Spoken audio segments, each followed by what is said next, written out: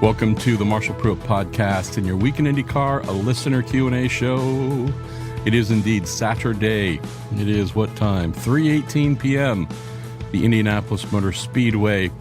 Going to make this a short episode, and for those of you who are longtime listeners, you're snickering right now, saying, "No, idiot. Whenever you tell us it's going to be a short show, it's never short." It actually is going to be, because I have to be out of here before too long. But apologies for getting to this way later than expected. So a lot of the questions that you sent in a few days ago that our good friend Jerry Sototh put together, I feel like you got the answers to them, if not from me, from others, whether it's written things, video things, or otherwise. So not going to dive into some of the things that I just figure are part of everyone's knowledge by this point. So I'll look through some the more unique questions that aren't necessarily just stuck to all the explosive stupidity that's taken place since last weekend. Let's say a big thanks, as always, to our show partners, that being TorontoMotorsports.com. Got to see our friend Derek and his new girlfriend, which is so awesome, outside the Indy memorabilia show. And then also, not just TorontoMotorsports.com, but the Justice Brothers celebrating 80 years here at the Indy 500. Actually have I'd say feature interview with Ed Justice Jr. Put that up right after this, so hopefully you can roll into that. Spin some amazing yarn, such great family history here. But he raised one great point in the recording we did probably about 2-3 hours ago. Mentioned that the days of putting a sticker on the car, a Justice Brothers sticker on the various cars they have sponsored at the Indy 500, that's no longer the case. Teams, for a while now, you've probably known this, they no longer want actual stickers sitting on top of a wing of whatever body surface. It's all done with wraps. So huge vinyl wraps, adhesive wraps, this being more of a graphically printed presentation of the car than the old school method of painting it whatever colors and then applying actual stickers on top of those colors. So his point, which again, we've known this for a while, this has been done for a good long while, is, well, teams do not want even the super tiny, thin width of a single sticker. They do not want those sitting up, creating that little interruption of air. So that's why everyone has gone to wraps. That's why there are no stickers sitting up on top of bodywork, causing even the tiniest little interruption for the air and the tiniest bit of drag. And so in mentioning that, my spidey sense went off and said, wow, that's the one angle that's been missing from this whole attenuator nonsense. Seen all the stuff about how, hey, it was just for beautification and just prettying things. Got it. Other thing that I've seen lots of is, no advantage. Gave no advantage, does nothing with... No, again, we know that's not the truth. We know that whatever advantage it would provide, minuscule, tiny, but just sharing the truth here, these cars have been around since 2012. The things left to find, things left to improve, there's almost none of them. So for what was done to the back of the Penske cars on those attenuators, where the air does flow across them, despite the suggestion from some that no, they're not even touched by the air, that's silly. These are the kinds of things that teams look for and try and do at the Speedway here to find the most minuscule of little improvements, and then find it in another area, and in and of themselves, no huge improvement, but you stack enough of them on top of each other, and that's what makes a leading car faster than a non-leading car. So just in the one thing to mention here about attenuators, because I feel like I got to at least do that once, in Mr. Justice mentioning they won't even let us put stickers on the car anymore, it's all part of the wrap, that's where my little light bulb went off and said, aha, that is true. We've known that for a while. I wonder how many stickers wide that seam is on an attenuator. So walking through Gasoline Alley today after that interview with a stack of Justice Brothers 80th anniversary celebratory stickers made, and I'll try and get some more made, and you're welcome to some of those if you want them.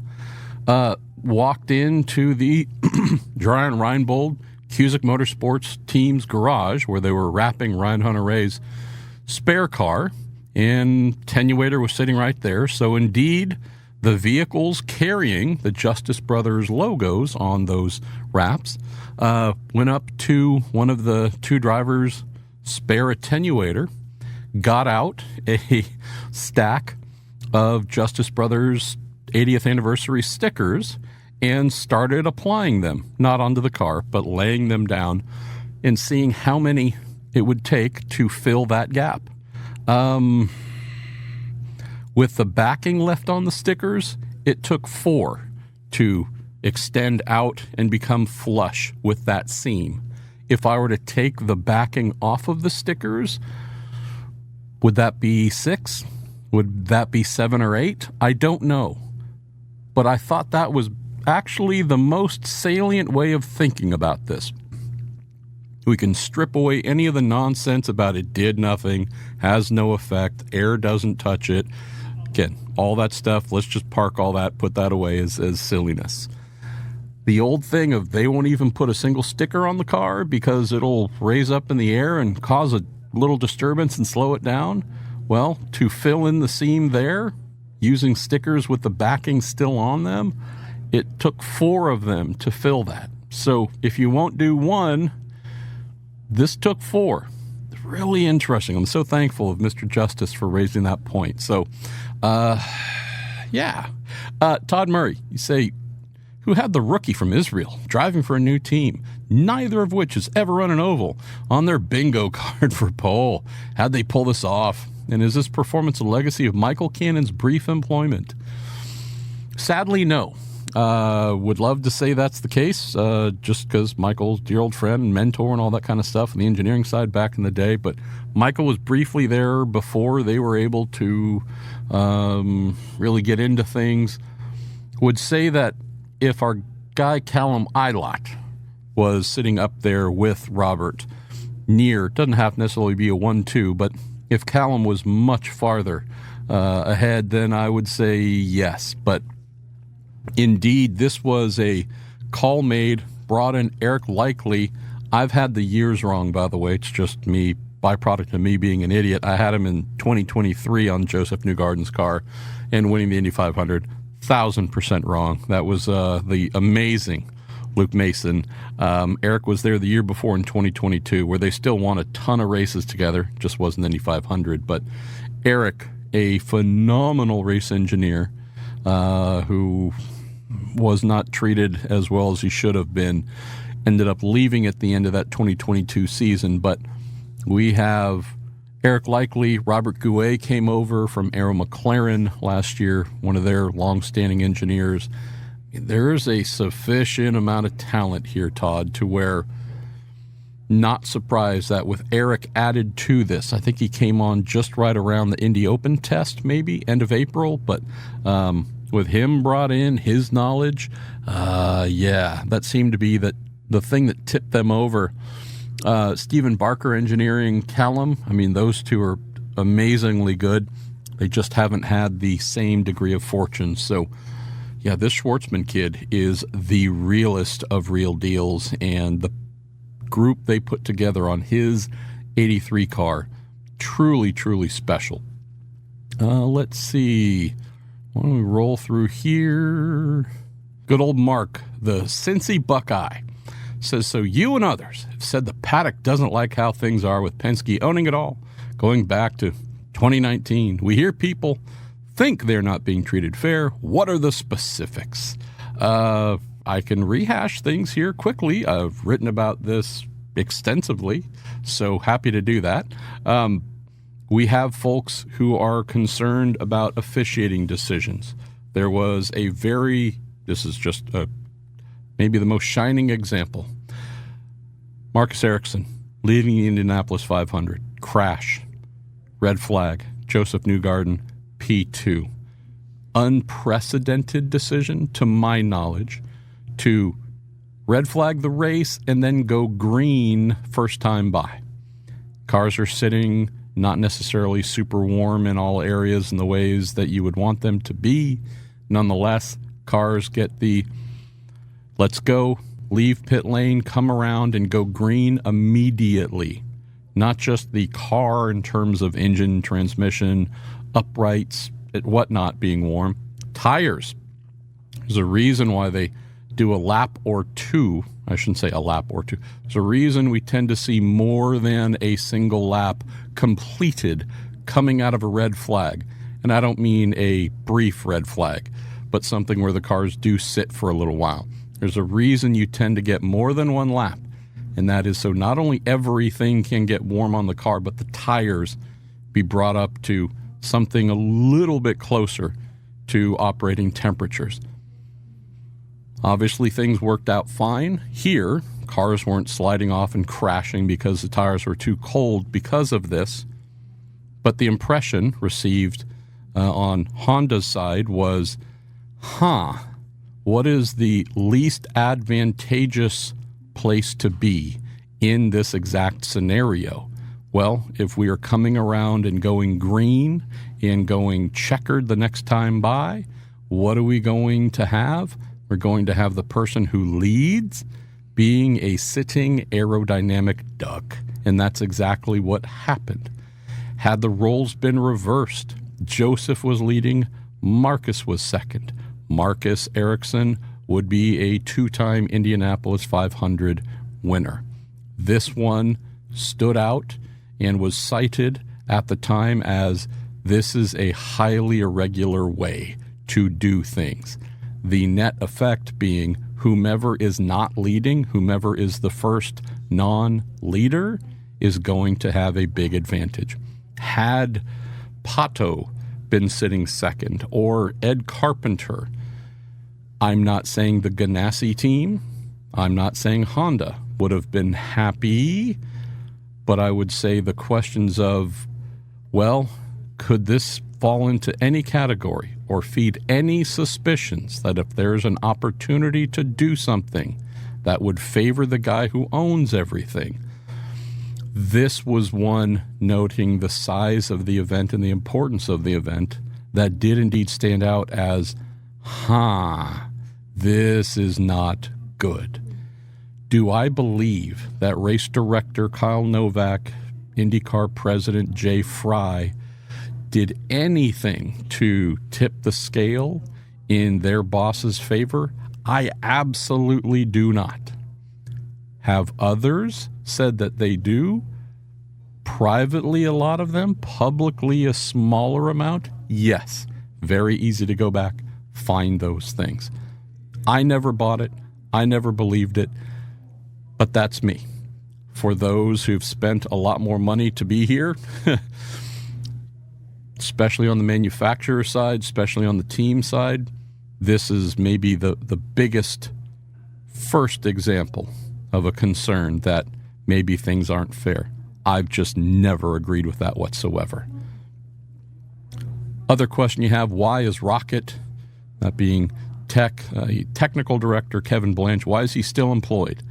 You say this is a guy who really failed the sport. His one job was to catch this kind of stuff, and it was in the open. Says his incompetence puts two Indy 500s in the spotlight when he should have fixed this before the 2024 Indy 500. The why, since that is the question, is because they choose to continue to employ him. And that's the obvious answer. But I'm having to state something that is bluntly obvious in the absence of having a real answer to provide. This is what I tried to get out of new IndyCar president Doug Boll in a press conference, and he had no interest, at least in what he expressed to me, in wanting to discuss the concept. Was trying to, I think I might have succeeded in asking, has a or will a investigation into what happened, how it happened, take place? And there was zero desire for that to happen. best someone in my role can do, at least, is try and ask the harder questions, the less comfortable questions, and don't always get what you hope for in response, but I have to accept what I'm told, which is no, we're not looking back. We are looking forward. I can tell you, and this is not something anybody that I have spoken to has wanted to go on the record with. Maybe that's a really good little sidebar here just to share. No, it's not what you asked, but it will maybe help add a little bit more color to the overall topic. So on Monday, after the penalties were announced and whatnot, IndyCar had an impromptu team owners meeting with the team owners. It wasn't a voluntary thing. Had to be there. And as it was told to me, there was Doug Bowles there, Mark Miles. I was told Mark didn't say much of anything, but there was a general request, hey, this is not good. This is our biggest race. I'm paraphrasing what had been told to me. I obviously wasn't there. This has the potential of getting bad. Please help us. Help yourself. Help the sport by not adding fuel to the fire with comments to whatever nature you might want to make. Please help us manage this. Not saying those are Doug's exact words. I'm just telling you the tone of what was shared with me. Hey, this fire could get much bigger. Please help us by not putting more fuel on it. It's another team owners meeting on Wednesday, I believe in reaction to the firings of the Penske employees and all of that going on, and more of the, hey, trying to do things to improve, trying to fix things, really trying to, again, turn a page here. The overarching point, which I have since heard from multiple team owners, had two of them in a racer video after Carb Day. You might check that out on racer.com. In Ricardo Juncos and Mike Shank. And they are speaking positively and genuinely about their desire to see IndyCar get better, make positive changes. Although we just went through the fact that there's limited interest, if not zero interest, in truly going back, trying to find out where the rot exists, how long it's been there, from whom, from how. Is it a process thing, a person thing, a both? Again, but there is a, yep, we could light this on fire with a lot of words if we wanted to, and sound bites. We've seen some drivers be a little more forward, actually a limited number of drivers, but we've seen some drivers be fairly critical here. Fair point. It's their right to do so if they choose. But thing to know here, among the owners who have sponsors that they need to keep happy and settled, believing that they're in the right place, stay here. Trust me, I told you this is a great place to be. Thank you for the millions you've spent. Please, yes, answer all your questions about this stuff, but stay here, please. Drivers who might be paying and very wealthy and whatnot might be wondering, hey, is this a virtuous place to remain? Among the owners, there's a collective rather say nothing, or if I do, it's probably going to be supportive and something that pivots towards the future. So this is a bit of a coordinated effort, all of the owners together. I'm not saying they all agree. I know of one in particular who dissented pretty heavily. But this is a collective effort among the owners who are the series, and the person who owns the series and his executive management to try and mobilize and calm and progress. With all that said, just to close on this, and definitely appreciate the two questions here. Let's do a CSI Indianapolis on tech, on whatever else, that's not there. Where I think we have a pretty awesome potential for things to get better, that would require coming out of Indianapolis with some of the owners, if not a decent amount of the owners, saying, okay, cool. We helped to avoid the big forest fire at Indy and got through our biggest, most important race. But let's go back. Let's revisit things. Let's find areas where we really, truly need to make things significantly better. Not just tech. Is it the new car? Is it costs? Is it personnel? Do we need more people in certain areas? Do we need more equipment to do jobs better here or there? What are the ways that we do things?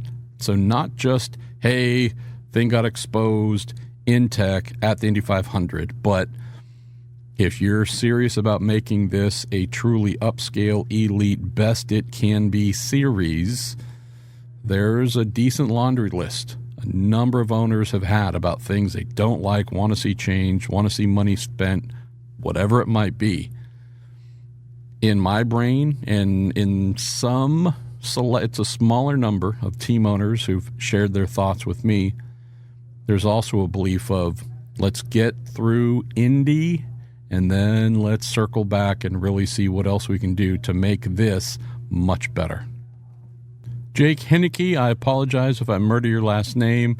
You ask, have any teams explored using the hybrid to improve fuel efficiency over making power? Absolutely not, unfortunately. In something that our guy Kirk Kirkwood told us coming into the 500, with the weight they're carrying in particular and the extra small amount the engine has to work harder to get that speed up because of the extra weight it has to haul around. It just takes more heft and effort to manage. They're actually seeing a decrease in mileage. The way the hybrid works, it doesn't actually make power by reducing the internal combustion engines need to make power. It doesn't fill in, for example, and let the twin-turbo V6 fall back a little bit. It actually leads the internal combustion engine to rev faster and harder. So, the way this system is designed, just talking the concept, was never about saving fuel. This was about adding power, and with that extra weight, just stacking power on top of power, and that extra weight, fuel mileage number has gone down ever so slightly. Why don't we do this? And for those of you who sent in questions that maybe weren't crazy Hyper Indy 500 specific, do not feel bad if you want to send them back in for me to get to next week when I get home. But why don't we talk about this? Hey, Indy 500, who's going to win? I tell you, been asked that a lot. And I'm sure other folks in roles like mine been asked that a lot. And it is a wickedly fun thing to ponder. And my response I'm not laughing at, well, I guess I am laughing at myself, but my response every single time has been the same. Anybody who tells you they know who is going to win the 109th Indianapolis 500 is a complete idiot, because they do not.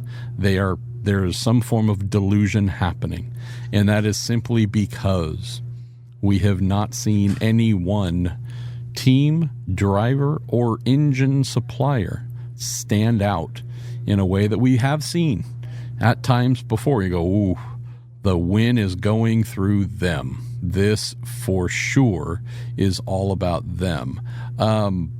We haven't seen that. We just have not had anything like that. And I got to admit, I love it.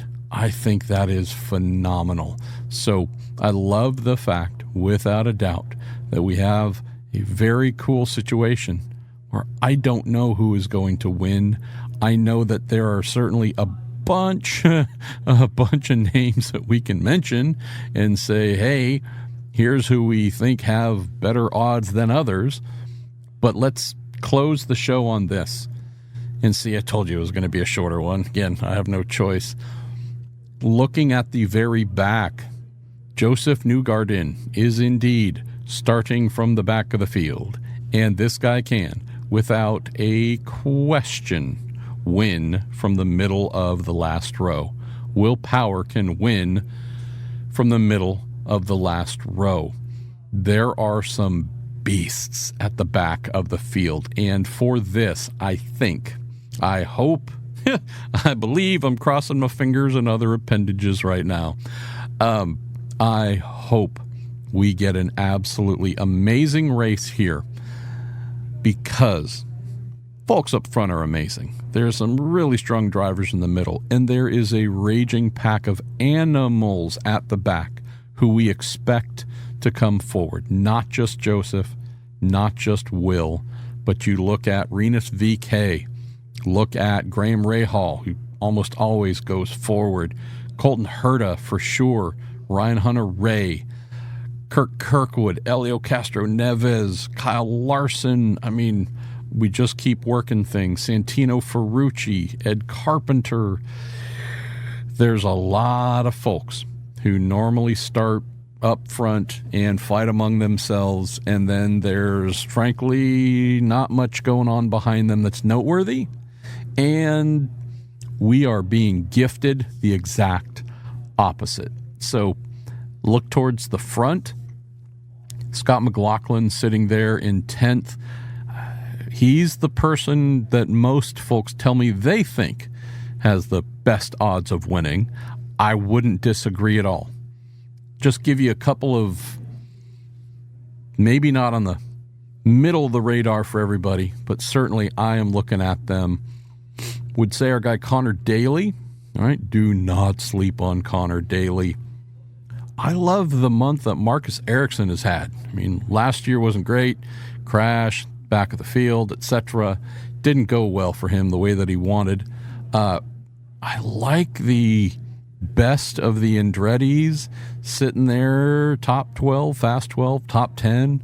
But I like where he is at. Christian Lundgaard, y'all. Like, we need to put a little oval respect on his name. I think that kid, if he can avoid misfortune, cartoon anvils, and otherwise, I think that kid's got something special to bring here in the race. And he's right there with good old Davey Malukas, right? Who had Davey Malukas as the top AJ Foyt qualifier. Frankly, the top qualifier of the entire Penske affiliated brigade. Love where he is at. Pretty much throwing everybody that's in front of them. Alex Palou, he's been ready to win an Indy 500 for a couple of years now. Felix Rosenqvist. If they can avoid mistakes, be it driving or pit lane, they're in with a shout. Scott Dixon for sure. Hear me every year say, I'd hate for him to retire with a single Indy 500 because he should have 3 or 4 by now. And then everybody else, Pato Award for sure, Takuma Sato. The only driver up front who I have no expectation for victory is Robert Schwartzman. And it's probably the dumbest thing I've ever said because I had no expectation for him to be in the top 30 in qualifying. He was at the top of everything in qualifying. But it's one thing to do 4 brilliant laps. It's another thing to do 200 flawless, having never done them, gone through all the changes of vehicles and having to work on his tools, the things that he's going to see with people running him high, low, not opening doors, closing doors. Like, it's going to be a lot for him to go from rookie pole winner to rookie winner. Just the odds in my brain say I don't see how the story ends with him in first, but I have to be open to that possibility. But there's some other fun possibilities throughout the field. Louis Foster is really smart. I won't be surprised if he has a good day. Nolan Siegel, I'll chuck in there as well. Alexander Rossi, of course. Devlin DeFrancesco and Stingray Robb. For real. Like, I'm trying to look at the the starting field here and find ones to disqualify, right? Sorry, this is a really bad word. I shouldn't use that. Ones to just take out of consideration. And that's the reason why I said anybody who says they know who's going to win is an idiot or married or related to the person, the driver they're referencing. I don't expect Kiffin Simpson to win, okay? I don't expect Robert Schwartzman to win. Famous last words. Somehow they're going to finish 1-2. That's just the cool thing. There are no jokers in the field. There's some teams that are better than others, of course. But I love this opportunity of a mystery here for 500 miles. And also, the biggest change, this is the reason for it, is the fact that Chevy was so much farther ahead last year than Honda. It locked out qualifying effectively towards the front, ran away and hid in the race, finished 1-2. I mean, it was truly. We're looking to see who's running for third place or the lesser results once we got going in practice. Just so clear. Chevy on a different island. And I'm so thankful again that that is not the case here, that we have what appears to be one of the most closely matched battles between manufacturers here at the 500 in a good long while. I couldn't tell you whether it's going to be a Chevy or Honda powered driver, and that's what I'm hoping for. And I think most folks are hoping for that. Roll the dice, see who comes out first. The final thing to close here on this, beyond there being so many amazing drivers, great parity between Chevrolet and Honda, we did have a wild card thrown in on Carb Day. Multiple engine issues, hybrid possibly. We had stuff. We had some crashes earlier, 5, I think, maybe 6. Couple of them got airborne. That's something I should have mentioned earlier. What's wrong? What can IndyCar do? They've done it. There's nothing else I can think of for them to do, because the way those 2 flying cars got up in the air, it's the one angle that you really can't protect against. Rearward crash, they'd spun, and they spun at an angle when they went into the wall. The left rear hit, lifted up, raised the back of the car, exposed it to the air, and the underwing, when it's going forward, it acts like the opposite of an airplane wing. Going forward, the air rushing beneath the car in that wing profile shape pulls it to the ground. Spin the car around, have it going not just backwards, but backwards into a wall and then climbing the wall a bit because of the way the energy is carrying the car. And all of a sudden you have turned that underwing into an airplane wing, and it lifts. There's nothing I can think of for them to do. They have some NASCAR-style flaps that deploy when that happens to try and minimize things. They've done all the stuff that they know how to do at this point in time, technology-wise, safety-wise. You cannot prevent this flying in any and every scenario. But back to the point here, did have some all of a sudden engine problems. All the engines were the race day engines that were installed. So could that be a factor? Hadn't really been a factor prior to that, but could engine reliability, could that be a thing? We would expect a hybrid issue or two to happen for sure, but I can't wait for what we have coming, y'all. Just the anticipation of not having the clueiest of clues as to how this is going to play out. This, to me, is what makes me love the Indy 500 race so much. All right, y'all. Appreciate y'all. Really do look forward to seeing some of you in the morning. Going to do a 9 a.m. Crew Day meetup here at the base of the Media Center, right next to the Pagoda. And other than that, we will talk to you next week. And thanks once again to the Justice Brothers and TorontoMotorsports.com for supporting everything we do, and our good friend Jerry Sudduth for putting all of our questions together. I'll talk to y'all here after the Indy 500.